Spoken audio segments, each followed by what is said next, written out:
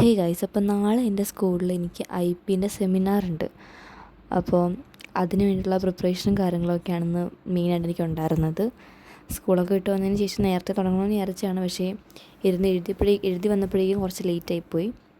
ഇതിൻ്റെ PDF കാര്യങ്ങളൊക്കെ ഒന്ന് സെറ്റാക്കി PPT ഒക്കെ സെറ്റാക്കി തന്ന എൻ്റെ ഫ്രണ്ടാണ്. അപ്പോൾ ഞങ്ങൾക്ക് ഗ്രൂപ്പ് വൈസ് ആയിട്ടാണ് ഈ ഒരു സെമിനാർ എടുക്കേണ്ടത്. അപ്പോൾ അവളാണ് എൻ്റെ ലീഡർ. അപ്പോൾ അവളെനിക്കത് ചെയ്ത് തന്നിട്ടുണ്ടായിരുന്നു. ആർദ്ര ആയിരുന്നു എൻ്റെ ഇൻചാർജ്. അപ്പോൾ അവളെനിക്കത് ചെയ്ത് തന്നു.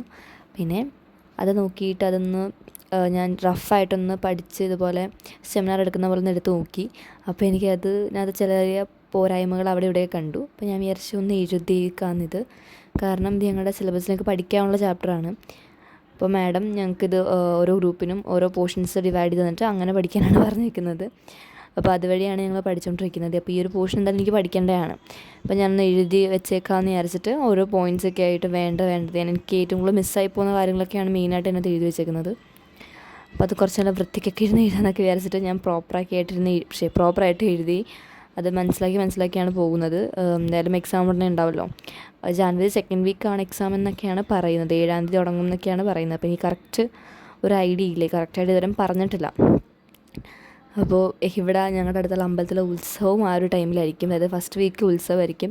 അപ്പോൾ ഉത്സവം മര്യാദയ്ക്ക് അറ്റൻഡ് ചെയ്യാൻ പോലും പറ്റൂല, ഈ എക്സാമൊക്കെ വന്നിരിക്കുന്നതുകൊണ്ട് തന്നെ. കഴിഞ്ഞ തവണ എനിക്ക് അറ്റൻഡ് ചെയ്യാൻ പറ്റിയിട്ടുണ്ടായിരുന്നില്ല. കാരണം കഴിഞ്ഞ തവണ ഞാൻ 10ലായിരുന്നു. അപ്പോൾ 10ൻ്റെ പ്രീ ബോർഡ് എന്തോ നടക്കുമായിരുന്നെന്ന് തോന്നുന്നു. ആ ഒരു സമയത്ത് പ്രീ ബോർഡ് എങ്ങനെ നടക്കുമായിരുന്നെന്ന് തോന്നുന്നു. അപ്പോൾ എനിക്കതൊന്നും അറ്റൻഡ് ചെയ്യാൻ പറ്റിയിട്ടുണ്ടായിരുന്നില്ല. പിന്നെ ഞാൻ ജാനുവരിയാണ് ഇവിടെ വന്ന് താമസിക്കാൻ തുടങ്ങിയത്. അപ്പോൾ അതുകൊണ്ട് തന്നെ എനിക്കത് അറ്റൻഡ് ചെയ്യാൻ പറ്റിയില്ല. ഈ പ്രാവശ്യവും മിക്കവാറും അത് പോകുമെന്നാണ് എനിക്ക് തോന്നുന്നത്. പിന്നെ ഞങ്ങളുടെ സ്കൂളിൽ ക്രിസ്മസിൻ്റെ സെലിബ്രേഷനും കാര്യങ്ങളിലേക്ക് എന്തൊക്കെയാണ് ഉള്ളതെന്നൊക്കെ പ്രോപ്പറായിട്ടൊരു സംഭവം നമുക്ക് കിട്ടിയിട്ടുണ്ട്. എന്തൊക്കെയാണ് അങ്ങനത്തെ പരിപാടി എന്നൊക്കെ. അപ്പോൾ എനിക്കതിനകത്ത് ഇപ്പോൾ ഒന്നിനും കയറാനായിട്ടൊന്നും തോന്നുന്നില്ല. ഞാൻ മിക്കതിന്നിപ്പോൾ ഇറങ്ങിയാലോ എന്നുള്ളൊരു മൈൻഡ് നിൽക്കുകയാണ്. ക്രിസ്മസ് സെലിബ്രേഷന് പോകാണ്ടിരുന്നാലോ എന്നൊക്കെ ഉള്ളൊരു മൈൻഡാണ് എനിക്ക്. കാരണം ഒന്നിനൊരു താല്പര്യം വരുന്നില്ല എനിക്ക് പങ്കെടുക്കാനായിട്ട്. കാരണം ഞങ്ങൾക്ക് പ്രാക്ടീസ് ചെയ്യാനോ ഒന്നിനും സമയം തരുന്നില്ല. ഇവർക്ക് ഞങ്ങളുടെ ഡാൻസ് 2 ദിവസം കഴിഞ്ഞാൽ കാണുകയും വേണം, ഞങ്ങൾക്ക് പ്രാക്ടീസ് ചെയ്യാൻ സമയം തരുന്നില്ല. വല്ലാത്തൊരവസ്ഥയാണ്. അപ്പോൾ എല്ലാം കൂടി ഇട്ടിട്ട് അങ്ങോട്ട് പോയാലോ എന്നാണ് ഞങ്ങൾ ഇപ്പോൾ ആലോചിച്ചുകൊണ്ടിരിക്കുന്നത്. പക്ഷേ ഞങ്ങളുടെ പരിപാടി ഇല്ലെങ്കിൽ ഒന്നും ഉണ്ടാവില്ല അന്നത്തെ ദിവസം. പക്ഷേ അതൊന്നും പറഞ്ഞിട്ട് കാര്യമില്ല. ഞങ്ങൾക്ക് ഫ്രീ പീരീഡ് കിട്ടുന്നുമില്ല. ഫ്രീ പീരീഡ് ആണെങ്കിൽ മെയിൻ ടീച്ചേഴ്സ് വന്നിട്ട് പഠിപ്പിക്കുകയും ചെയ്യുന്നുണ്ട്. അവർ പോർഷൻസ് ചേർക്കാൻ നോക്കുന്നുണ്ട്. അതുകൊണ്ട് തന്നെ ഞങ്ങൾക്ക് പ്രാക്ടീസ് ചെയ്യാനും പറ്റുന്നില്ല. വല്ലാത്തൊരു സിറ്റുവേഷനിലായിരിക്കുകയാണ്. ഈ സെമിനാർ ഞങ്ങളിപ്പോൾ എടുക്കുന്നത് എന്താണെന്ന് വെച്ചാൽ എൻ്റെ ഇൻറ്റേർണൽ മാർക്കിന് വേണ്ടിയിട്ടുള്ള സെമിനാർ ആട്ടോ ഇത്. ഞങ്ങൾക്ക് ഇൻറ്റേർണൽസിന് വേണ്ടിയിട്ട് ഓരോ പ്രോജക്റ്റും കാര്യങ്ങളൊക്കെ തരുന്നുണ്ട്. അപ്പോൾ എക്കണോമിക്സിൻ്റെ ഇപ്പോൾ തന്നു. ഇപ്പോൾ IP-യുടെ ഇതായിട്ടുണ്ട്. ബാക്കിയുള്ളതിൻ്റെ ഒന്നും തന്നിട്ടില്ല. അതിന് എപ്പോഴാണ് തരുന്നതെന്ന് പറയാൻ പറ്റില്ല. വെക്കേഷൻ സമയത്ത് തരലേന്നാണ് എൻ്റെ പ്രാർത്ഥന. കാരണം എനിക്ക് ആ ഒരു സമയത്ത് സ്റ്റഡീസിൽ മാത്രം കോൺസെൻട്രേറ്റ് ചെയ്യണം, വേറെ ഒന്നും നോക്കണ്ട എന്നുള്ളൊരിത് ഞാൻ തീരുമാനിച്ചിട്ടുണ്ടായിരുന്നു. അതുകൊണ്ട് തന്നെ എനിക്കൊരു പേടിയുണ്ട്. ആ ഒരു സമയത്ത് തരാണെങ്കിൽ എല്ലാം കൂടെ തലയ്ക്ക് വെട്ട് പിടിച്ച് പോകും. പക്ഷേ കുറേയൊക്കെ ഗ്രൂപ്പാക്കി ഇടുന്നതുകൊണ്ട് തന്നെ വലിയ കുഴപ്പമില്ല. നമുക്കൊന്ന് ടീമായിട്ട് ചെയ്യുമ്പോൾ അത്രയും പ്രശ്നം വരത്തില്ല. ഇത് ഒറ്റയ്ക്ക് എല്ലാം കൂടെ ചെയ്യാൻ വരുമ്പോൾ കുറച്ചധികം ബുദ്ധിമുട്ടാണ്.